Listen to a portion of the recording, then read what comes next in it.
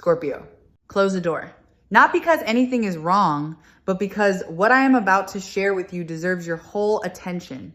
And certain truths only surface when the room goes quiet and the rest of the world stops leaning over your shoulder. You did the right thing, coming to this alone. There are messages that lose their shape when other people are present, that need privacy the way a photograph once needed darkness to develop into an image. This is one of those messages. So let the house fall still around you. Let the noise of everyone else's opinions about your heart fade for a little while. It is just you and me and the quiet now. And the quiet has been waiting a long time for a moment private enough to finally speak.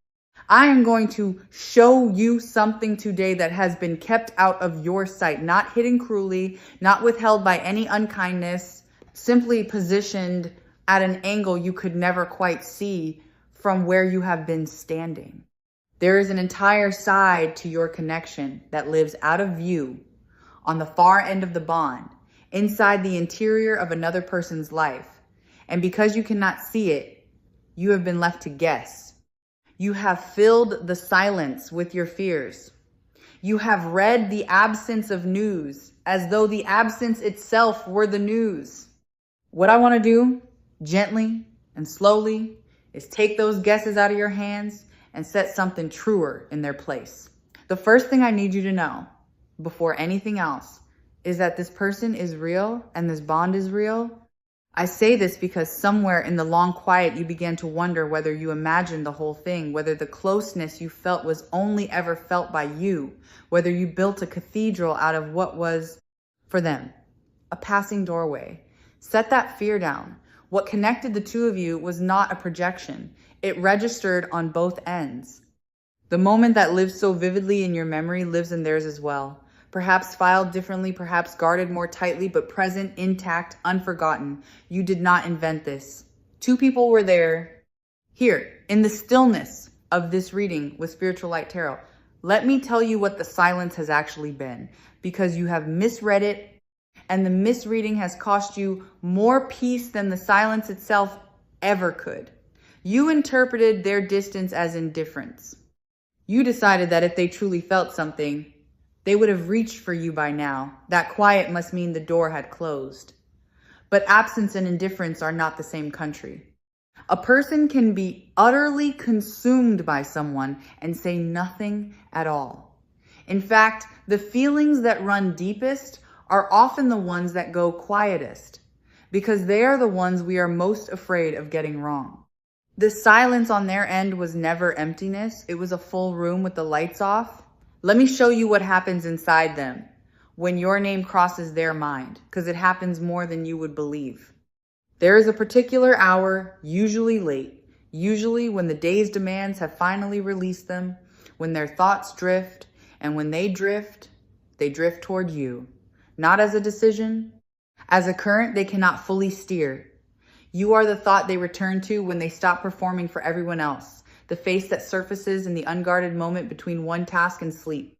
They have tried to redirect it. They have told themselves to move on, to be reasonable, to let the thought of you fade the way ordinary memories are supposed to fade. It has not faded. That is the first thing they are quietly learning. That you are not a person they can think their way out of. Now I want to reveal something more tender. And I ask you to receive it without judgment, because judgment would close the very door we are trying to open. There is a wall on their side. It is real and it is high, and I will not pretend to you that it is not there. But I need you to understand what that wall is made of, because you have assumed it was made of rejection, and it is not. It is made of fear, specifically the fear of wanting something this much. Some people meet a connection so significant that instead of running toward it, they freeze because the size of the feeling frightens them more than the possibility of loss. Their wall is not a message that says stay away. It is a barricade they built against their own longing because their longing felt dangerous to them. You were never being kept out. They were trying and failing to keep something in. Something shifted for them recently. This is the next layer, and it is important. So stay with me. There was a moment not long ago when the careful management of their feelings stopped working. Perhaps something reminded them of you when they least expected it. Perhaps they saw a person who moved the way you move, or heard a phrase you used to say, or simply woke from a dream they could not quite hold on to but knew somehow was about you. Whatever the trigger, a crack ran through the composure they had worked so hard to maintain, and through that crack, everything they had been holding back began quietly to leak. They are no longer as settled in their distance as they were. The certainty that they could live without addressing this has begun to fail them. I want to name why this particular bond refuses to release either of you, because you have wondered whether the intensity is a flaw in you, some inability to move on that you should be ashamed of. It is not a flaw. Some connections are simply built on a deeper foundation than circumstance, and this is one of them. When two people recognize each other at a level beneath personality, beneath the surface details of timing and situation, the recognition does not obey the ordinary rules of forgetting. You can walk away from someone you merely liked. You cannot fully walk away from someone your soul filed under the category of home. That is what happened here. Something in you recognized something in them as familiar, as though you were remembering a person rather than meeting one, and recognition of that kind does not expire. There is a message forming in them, and I can feel its shape even though it has not yet been spoken. It is not a grand declaration, do not expect fireworks, because that is not who they are, and the truest things rarely announce themselves loudly. It is smaller and more honest than that. It is closer to an admission, a quiet confession that they have not been as free of you as they pretended, that the distance was a performance, that they have been carrying a question they were too afraid to ask. This message has been assembling itself in them slowly, the way courage assembles itself in a person who is not naturally brave about the heart. It is not finished yet, but it is being written. Let me turn the light now towards your side, because a reading like this can trap you into waiting, into staring at the door for a knock, and I do not want that for you. The convergence I sense is not something you accomplish by waiting harder. There is inner work being asked of you, and it is the most attractive work you could possibly do. It is the work of returning to yourself. Somewhere in the long stretch of this connection, you began to shrink, to make yourself smaller, more available, less demanding, as though you might earn their return by needing less space in the world. That shrinking is the one thing working against you. The version of you that first drew them was not the small waiting version. It was the whole, luminous, self-possessed version, the one who was busy being fully alive. Return to her. Return to him. That self is the magnet, not the diminished one. I want to correct a story you have been telling yourself about worthiness, because it sits underneath everything and quietly poisons the well. You have wondered in your lowest moments whether they pulled back because you were not enough, not interesting enough, not beautiful enough, not worthy of the effort. Hear me clearly. Their distance was never a verdict on your value. People do not retreat from those they consider beneath them. They retreat from those who reach a part of them they were not ready to have reached. You did not lose them by being too little. If anything, you unsettled them by being too much of exactly the thing they had stopped believing existed. Their hesitation is a measure of your impact, not your inadequacy. Here, as this reading with Spiritual Light Tarot moves toward its deeper center, I want to describe the space between the two of you, because it is not the empty void you imagine. You have pictured the distance as miles of nothing, a cold gap where your feelings echo and go unheard. But the space between two people bound this way is not empty.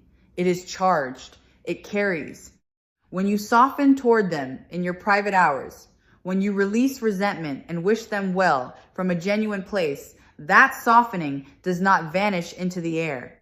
It travels the invisible line that connects you and arrives on their end as a lightness they cannot explain, a sudden thought of you that seems to come from nowhere. You are more in contact than you know. The line was never cut. It only went quiet.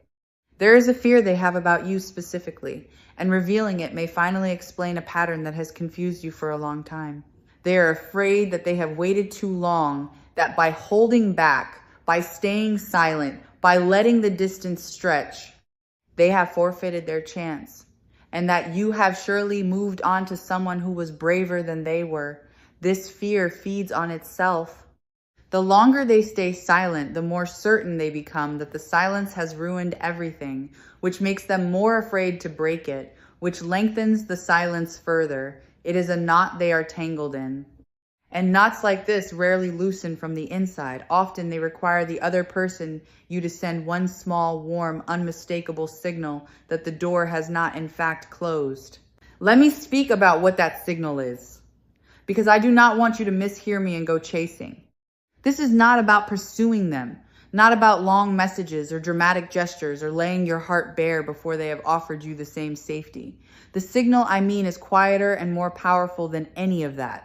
It is the signal of a person at peace.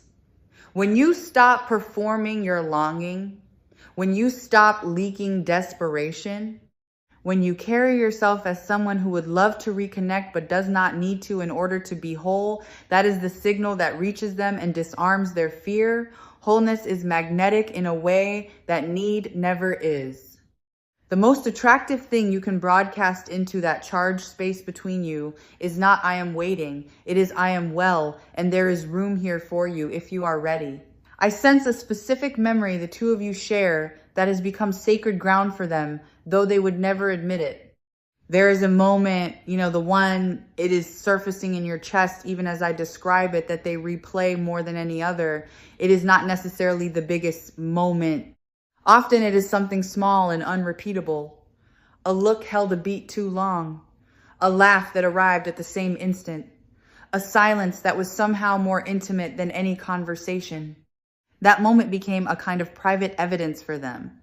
A proof they return to whenever their doubt tells them the connection was not real. They guard it. They have not told anyone about it. It is theirs, and it is about you, and it has not lost a single degree of its warmth. You have been appearing in their sleep, and this is something they cannot control and would never confess. The waking mind can be disciplined. A person can forbid themselves from thinking of you during the day, and with enough effort, mostly succeed. But no one governs their dreams. And in that unguarded country, where the careful walls of the daytime dissolve, you keep returning. Sometimes they wake with the residue of you still clinging to them, a mood they cannot shake, a tenderness with no obvious source. They may not even remember the dream itself, only the feeling it left behind, a soft ache that follows them into the morning and colors the whole day before it fades. Their unconscious has not received the memo. Their pride keeps issuing. At night, they stop pretending, because at night they have no choice. There is something they kept, a small thing, the kind of object that would mean nothing to anyone else and everything to the two of you, a message they never deleted, though they told themselves they would. A photograph they did not throw away. Some ordinary token that most people would have discarded without a second thought, but which they have quietly held on to, moving it from place to place, never quite able to let it go. They do not look at it often, but they know exactly where it is. And the fact that it still exists, that they could not bring themselves to erase this one small proof of you, tells you more about the true state of their heart than any of their careful distance ever could. Watch how they behave when your name enters a room they are in, because the tell is unmistakable once you know to look for it. They do not react the way a person reacts to someone who no longer matters. An indifferent person is loose, easy, able to mention you casually and move on. This person is not loose. They go slightly still. They change the subject a beat too quickly. Or they grow suddenly very interested in something else. Or they say something clipped and neutral in a voice that is trying too hard to sound neutral. The people around them may not notice, but the effort it costs them to appear unaffected is precisely the evidence that they are affected. You cannot work that hard to seem unmoved by something that does not move you. There is a specific thing they wish they had said to you, and it has become a small, private ache they carry, a sentence left unspoken, a moment where the truth was right there, rising in their throat, and they swallowed it out of fear and let the moment pass. They have replayed that moment more than once, imagining the version of themselves who was braver, who said the thing, who did not let the silence win. That imagined braver self haunts them a little. And here is the grace hidden inside that regret. A person only mourns the words they did not say to someone who still matters. We do not grieve missed chances with people we have truly released. The regret is proof the door in them never fully closed. Do not be deceived by their composure, because their composure is the performance, not the truth.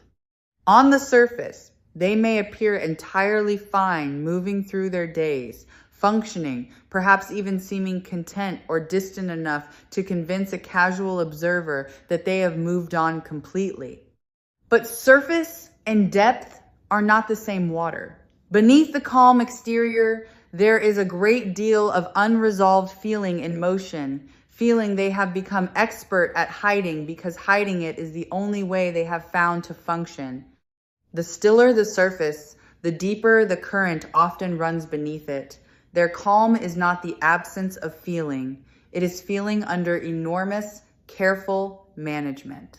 Let me tell you what they genuinely admire in you, because you have never fully believed it, and it is time you did. There is a quality you possess, a way of being in the world, an openness, a warmth, a particular kind of courage about the heart that they do not have and secretly wish they did. You feel things fully, and you are not ashamed of feeling them. You reach when you care. You let yourself be known. To someone who has spent their life guarding, defending, holding back, that openness of yours is both magnetic and frightening. They were drawn to it because it is everything they long to be. And they retreated from it for the very same reason, because standing in the light of someone so unafraid to love made them painfully aware of their own walls. You did not intimidate them by being cold.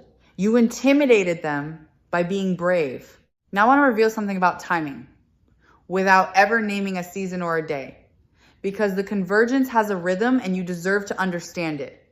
What is between you does not move in a straight line. It moves in approaches and retreats, like something learning to trust the water. Each time they come a little closer than before, then pull back, but here is what you have missed in your discouragement. Each retreat stops a little short of where the last one did. The pattern is not a circle. It is a spiral, tightening inward. If you plotted their comings and goings honestly, you would see that the distance has been quietly shrinking the whole time, even in the moments that felt like setbacks. They are not stuck. They are spiraling closer, one cautious turn at a time. There is a version of the future I can feel gathering around this bond, and I want to describe it carefully, without inflating it into a fantasy, because you have been fed enough fantasies, and what you need now is something you can actually stand on. In this future, the conversation you have been aching for does happen. Not perfectly, not in the cinematic way you may have scripted it, but honestly, there is an unburdening. Things that were felt but never said get said. And what surprises you most when it comes is not the intensity of it, but the ease, the strange, quiet relief of two people finally stopping the performance and admitting what was always underneath. It will feel less like a beginning and more like a returning, as though you are picking up a thread you both set down, but neither of you ever truly let go of. I want to prepare you for the shape of their approach, so you recognize it and do not dismiss it. When they finally move towards you, it will likely be tentative, almost clumsy, disguised as something casual. A small reaching out that pretends to be about nothing in particular. Do not measure the size of their feeling by the smallness of that first gesture. For a person who has been this afraid, a small gesture is enormous. It is the maximum their courage can manage on the first attempt. If you meet that tentative reach with warmth instead of testing them, instead of making them pay for the silence, the second gesture will come more easily, and the one after that easier still. Grace at that moment will open more doors than pride ever could. Let me reveal the deepest layer now, the one underneath all the others, because you are ready for it. The reason this connection has been so difficult, so slow, so full of longing and distance is not that it is doomed. It is that it is significant. Easy connections do not require this much of us. The bonds that ask us to grow, to heal, to become more whole before we can hold them, those are the ones that matter most. And they rarely arrive smoothly.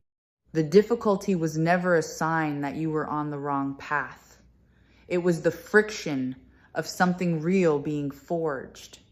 You have been in a process, not a failure.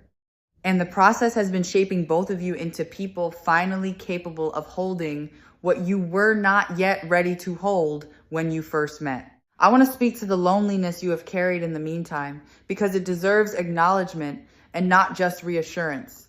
The waiting has been hard. There were nights you felt foolish for still caring, mornings you resolved to close your heart and give up, evenings that dissolved the moment their memory returned. You have been brave in a way no one has witnessed, the private, unglamorous bravery of continuing to keep your heart open when closing it would have hurt less. That bravery was not wasted, and it was not weakness. Keeping your heart soft through a long uncertainty is one of the hardest things a person can do. And you did it alone, without applause. It changed you. It made you more, not less. There is something they have come to understand about themselves through the distance from you, and it is the very thing that is now drawing them back. In your absence, they discovered that the alternatives do not satisfy. They may have tried to fill the space you left.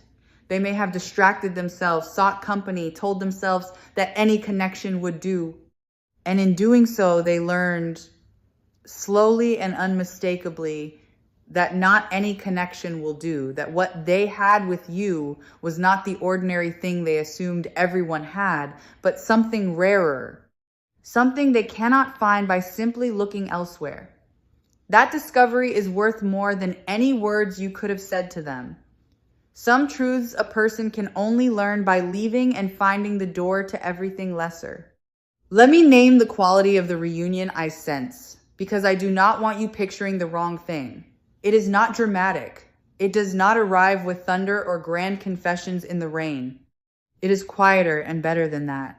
It arrives as a settling, as the peculiar piece of a thing clicking into the place it was always shaped for. You will not feel your world upending. You will feel something more like recognition, the deep exhale of at last, there you are. The truest reunions do not feel like an explosion. They feel like coming home to a room you had almost forgotten was yours, and finding it exactly as you left it, still warm, still waiting. I want to offer you a way to hold this connection in the space before it resolves, because how you carry it now shapes how it lands later. Hold it loosely. Not carelessly, loosely. The way you would hold something alive and free. The tighter you grip an outcome, the more you strangle the ease that lets it arrive. Trust that the bond is doing its work even when nothing visible is happening. Trust that the quiet is productive. Live your life fully in the meantime, not as a strategy to attract them back, but because a full life is your birthright regardless of them. And as a quiet side effect, because nothing calls a hesitant heart home faster than watching the person they love blooming without waiting for permission. There is a fear I need to address directly, because it may be circling you even now in this quiet room. The fear that I am telling you a comforting story simply because comfort is what you came for. So let me be honest about the difference between comfort and truth. I am not promising you that everything will unfold exactly as you wish, on your timeline, in your preferred shape. I do not have that power, and I would not insult you by pretending to. What I am telling you is what I genuinely sense, that the connection is real, that the feeling is mutual, that the distance is fear and not rejection, and that a movement toward reunion is underway. What you do with that, how you carry yourself, whether you meet their tentative courage with grace, those remain yours to decide. Truth hands you the map. It does not walk the road for you. There is a reason none of this could have happened sooner, and understanding it may finally release you from the guilt of the delay. Had the two of you come together earlier, before the growing, before the distance did its quiet work on both of you, it would not have held. One or both of you was not yet ready to receive a love this significant without fear swallowing it whole. The time apart was not punishment and it was not waste. It was preparation. It was the interval in which you each became a person capable of holding what you could not have held before. What felt like a cruel delay was, in truth, a mercy, the universe refusing to hand you something so important before your hands were steady enough to keep it. Understand that what they miss is not only the romance, and this distinction matters more than you might expect. Beneath the longing for closeness, beneath any desire, there is something simpler and more durable that they ache for: your presence, the particular ease of being around you. The way the world felt a little more bearable, a little more like home when you were in it. They miss talking to you. They miss the specific texture of your attention, the sense of being truly seen that they have not found in your absence and are beginning to fear they will not find anywhere else. Romance can flare and fade, but this, the missing of a person's whole presence, is the deeper hook, and it is set firmly in them. Now, the light shifts, and I want to speak to what is being illuminated, because a hidden thing is being drawn up into view. For a long time, the truth of this connection lived in shadow, felt but unseen, real but unconfirmed, the kind of thing you could not point to as proof. That is changing. What was concealed is coming into the light, in them, in you, and in the space between. Feelings that were buried are surfacing where they can finally be seen and named. The full truth of what you are to each other is rising toward the light like something long submerged that has finally decided to break the surface. Do not fear the exposure.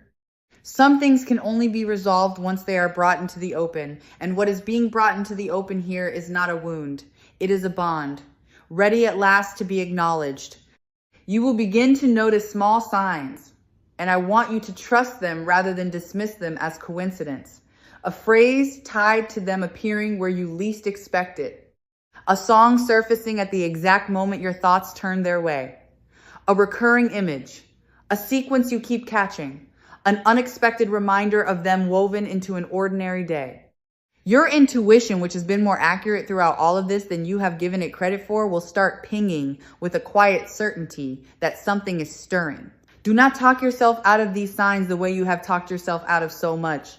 They are not your imagination grasping at hope. They are the visible ripples of an invisible movement, the small confirmations that the current between you has begun again to flow. There is something you are holding that I must gently ask you to set down, because it is the one thing on your side that could slow all of this. You have been carrying a quiet resentment, understandable, earned, entirely human, for the way they left you in uncertainty, for the silence, for the hurt of loving someone who would not meet you in the open. That resentment protected you for a while, and I honor it. But it has become a closed hand, and a closed hand cannot receive. I am not asking you to pretend the hurt did not happen. I am asking you to release the grip of it, to forgive not for their sake, but for your own freedom, so that when the door opens, you are not standing behind it with your arms crossed.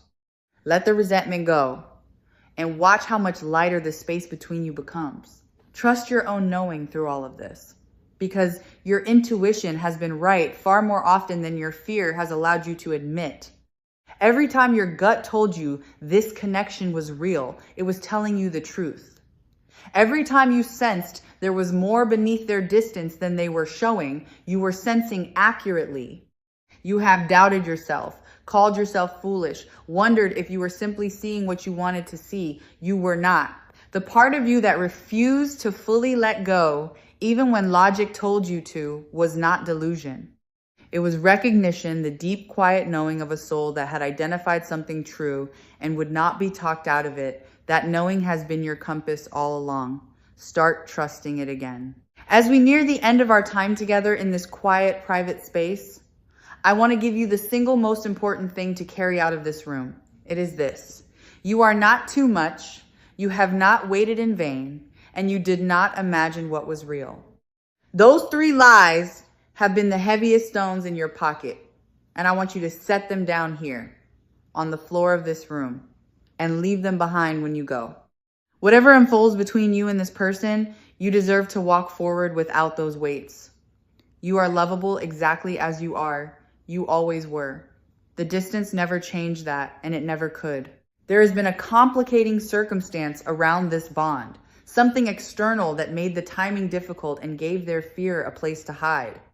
It may have been a situation neither of you fully controlled, a set of conditions that made reaching for each other feel impossible or unwise.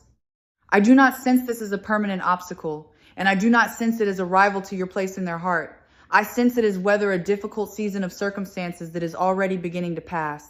As it clears, the excuse their fear has been leaning on clears with it. And when the external reason for the distance dissolves, they will be left face to face with the only thing that was ever truly keeping them away, their own hesitation. That is a far easier obstacle to overcome, and they are closer to overcoming it than you think. I want you to know that they have been doing their own quiet growing in this time, even if you cannot see it, because reunion asks something of both people, and they have not been idle. In the space away from you, they have been forced to sit with themselves, to notice their own patterns, to reckon with the part of them that runs from what it wants most. That reckoning is uncomfortable, and it is slow, and it does not announce itself, but it is real. A person does not become ready to receive a significant love by staying exactly as they were when their fear first won. They become ready by changing, and change happens in private, out of view, in the unglamorous inner rooms no one else gets to see. Some of the silence you took as their absence was actually the sound of them becoming someone finally capable of showing up. If you take nothing else from your time with Spiritual Light Tarot tonight, take this quiet certainty into the days ahead. Love that is real does not require you to chase it down and force it into being. It requires you to become fully yourself, to keep your heart open without keeping it desperate, and to trust the invisible line that connects you to the person your soul recognized. That line is intact. That recognition is mutual. And the door you came into this room to close behind you is in truth a door that is slowly, carefully, quietly opening on the other side of everything you can see. And when the reconnection comes, give yourself permission to let it be imperfect. You do not need to have every feeling resolved, every word rehearsed, every uncertainty ironed flat before you allow this bond to breathe again. Real love is not a performance that must be flawless to count. It is 2 imperfect people choosing, awkwardly and honestly, to stop hiding from each other. Let the first steps be clumsy. Let there be pauses and half sentences and things that come out wrong. What matters is not the polish of the reunion, but the truth underneath it. And the truth underneath it is that you were always meant to find your way back to one another. So step back out into your life now, softer than you came in. Carry the truth instead of the guesses. When your fear tells you it was one-sided, remember the full room with the lights off. When it tells you the silence meant goodbye, remember the spiral tightening inward. When it tells you that you waited too long, remember that they are afraid of exactly the same thing, and that all it may take is one warm, unhurried signal that the door has not closed. You are not waiting on an empty horizon. You are standing at the near end of a bond that is, even now, in this very quiet, being drawn back toward you, one cautious, spiraling, unmistakable turn at a time. Rest in that, and let yourself finally believe it.